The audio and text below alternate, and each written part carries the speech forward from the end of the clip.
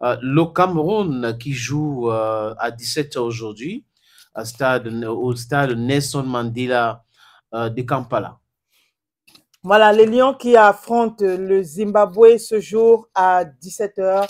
Voilà, entre les problèmes, entre la bagarre, je vais dire ça comment, le bras de fer entre la FECAFOOT et le MINSEP, on sait, et c'est quelque chose qui est clair, que oui, le Cameroun va affronter le Zimbabwe ce Dans jour, ce ce soir. climat, Dans ce climat, voilà, entre des réunions qui ont été préparées puis annulées par la suite, toujours avec ce non, bras de il fer. y a eu des réunions.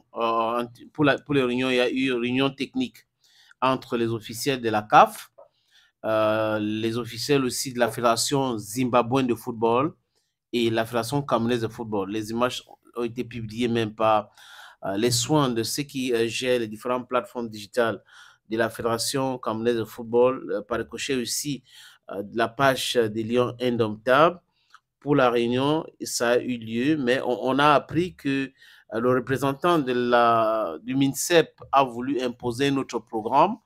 Malheureusement pour lui, la CAF ne reconnaît que la Fédération camerounaise de football. C'est le seul interlocuteur. Et on a aussi appris que ces histoires ont commencé au niveau de l'aéroport. Quand les Lions sont arrivés, il y avait une délégation de la fédération haute, parce que c'est le Zimbabwe qui accueille le Cameroun à Kampala. Comme ils n'ont pas de stade homologué, ils ont décidé de jouer leur match à Kampala. Et ils étaient là avec les officiels de la fédération ugandaise de football. Et que la scène qu'ils ont vécue à l'aéroport était quand même une scène terrible. C'est propre aux Camerounais. Et il vient accueillir une équipe, il voit quelqu'un qui est un politicien, qui vient prendre les gars et qui détourne les gars. Et ils sont allés avec les gars de l'Africa Foot. On les a logés dans leur hôtel.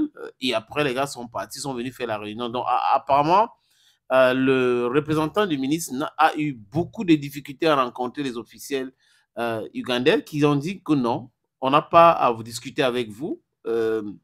Et même le ministre de Sport ugandais n'a pas voulu recevoir M. Cyril Toulou parce que pour elle, c'est les fédérations qui gèrent.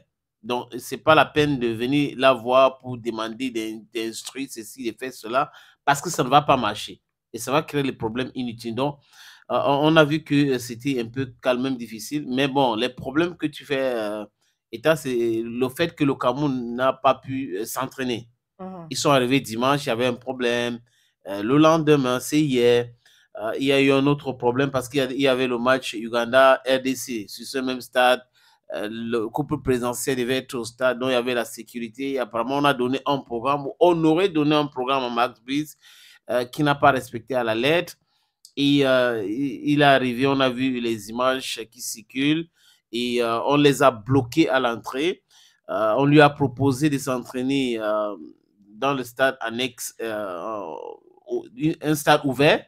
Il a dit qu'il voulait un stade fermé et il voulait s'entraîner en huis clos.